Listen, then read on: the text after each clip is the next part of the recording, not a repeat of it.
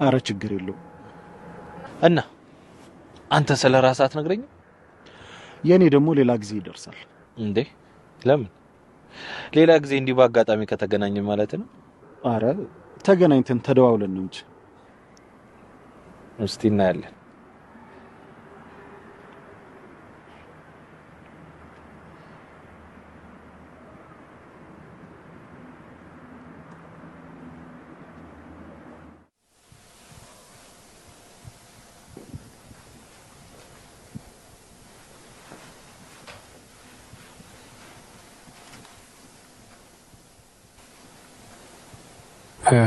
ልቀስቅሳት ወይስ ይቅርብኝ? አይ ቀስቅስ፣ ይረብሻት።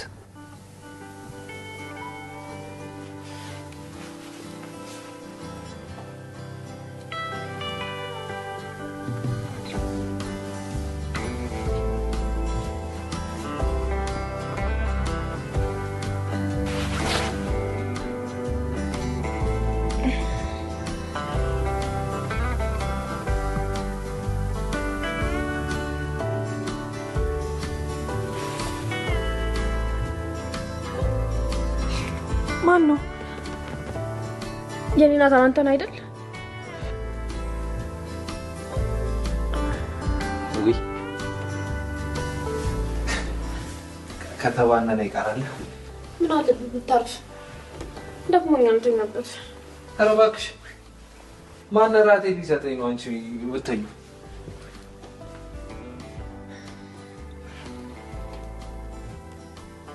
ሸኛው። አወይኔ ጨረቃ ሸኝቼው በነገሮች በጣም ተገርሜ ስለነበር ከራሴ ጋር እያወራሁ ነው የመጣሁት። መንገድ ላይ አንድ መንገደኛ አገኘሁና ከሱ ጋር መሰዋራ ነበር። መንገደኛ ማለት ማን ነው እሱ? ኤፉ እንግዲህ የሉሊት ቤት መምጣትን አልወደደችውም ማለት ነው። እንግዲህ ጺም በቀደምለት በጣም ነበር የተናደደችው እሷ በመምጣቷ ምንም ደስተኛ አልሆንም በማለት እንግዲህ ለወይዘሮ ገኒ ነግራት ነበረ። እንዲሁም ኤፉ በጣም ነው የተናደደችው። እሷ እያለች ምንም ሰላም የለም፣ እውነት እሷ ተለውጣለች ብዬ እኔ ማመን አልችልም፣ ለዚህ ሰላሜን ነው የማጣ እና ከዚህ ትውጣ ብላ ነበር። እንግዲህ ቢሆንም ሉሊት እንግዲህ አልወጣችም ማለት ነው። ምንም አልተቀበሏትም ማለት ነው። እንግዲህ ወንድሟ ደርሶበታል ማለት ነው። ግን እሱ ያወቀው ይሄ የተደረገው ታግቻለሁ ያለችው ውሸት መሆኑን እና የፊቷ ላይ ያደረገችው ብቻ ውሸት መሆኑን እንጂ እህቱ ሀኒን እሷ እንዳሳገተች ያወቀው ነገር የለም። ምክንያቱም አጋቹ የተናገረው ይሄንን ብቻ ነው ማለት ነው። አልተናገረም ሙሉ በሙሉ እሷ እህቱን እንዳሳገተች ምናምን ምንም ያስረዳው ነገር የለም ማለት ነው። እና እንግዲህ በዛ የተነሳ እሱ በጣም ተናዶ ሊመታት ብሎ ከቤት ገፍትሮ ነው ያወጣት ማለት ነው።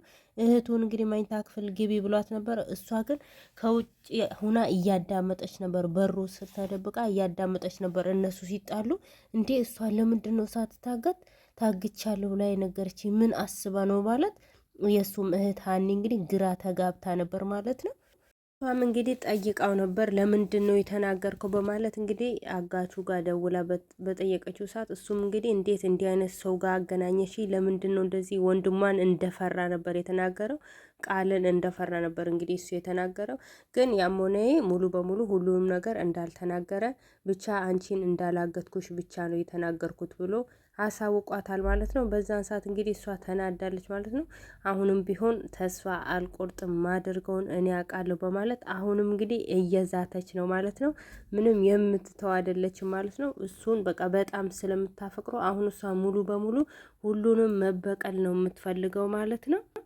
እንግዲህ የያፌት አሁን እንደዛ ይቅርታ ማለቱን እንግዲህ አላመነችም ማለት ነው። ውስጧ ሙሉ በሙሉ አልተቀበለም። የሆነ ተንኮል አስቦ ይሆናል በማለት በጣም ፈርታለች ማለት ነው። ለጺም ይሄንን ነገር ነግራት ነበር። ደስ ብሎሻል ከወንድምሽ ጋር ስለተገናኘሽ ስትላት፣ አዎ በጣም ደስ ብሎኛል ስትል፣ እኔ ግን እንደዛ በመሆኑ በጣም ውስጤ ፈርቷል፣ መጥፎ ነገር አስቦ እንዳይሆን ስትላት፣ ጺ ደግሞ በጣም ነበር የተቆጣች። ወይኔ እንደዚህ እንዳትዪ፣ ወንድሜ እንኳን እንዳይሰማሽ እንደዚህ ስትይ እሱም ጥርጣሬ ውስጥ ይገባል። በቃ ሰው ይቅርታ ካለ ይቅርታ ያለ ነው፣ መጥፎ ነገር አታስቢው በማለት ጺም ትቆጣታለች ማለት ነው። እሺ በቃ ያልሽው ይሁን ትላትና እሷም ያው ትቀበላታለች ማለት ነው። ለእናቷም ትነግራለች እንደዚሁ ሙሉ በሙሉ ውስጧ እንዳልተቀበለ ለእናቷም ትነግራለች ማለት ነው። መጥፎ ነገር አስቦ ይሆናል በማለት ትነግራታለች ማለት ነው።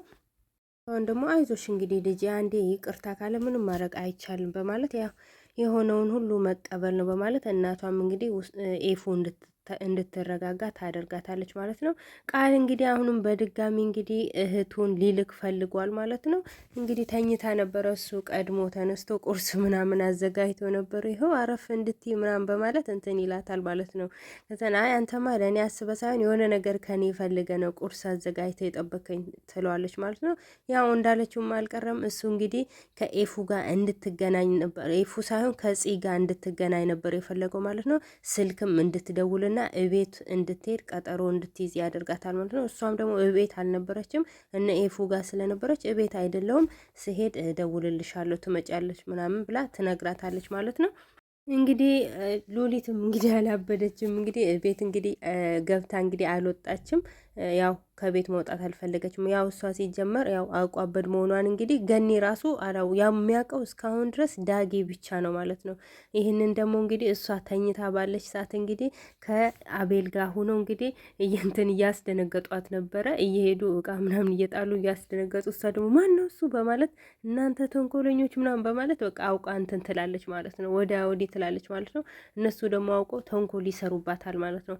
አቤል ደግሞ ድምጿን ሊቀዳ እስኪ እውነት አብደሻ አላበርሽም የሚለውን ለማወቅ ብሎ እንደዚህ ድምፅ መቅጃ እንትኗ ላይ ሊያደርግ ሲል እጁን ትይዘዋለች ማለት ነው። እሷን የተቀበላት ማንም የለም።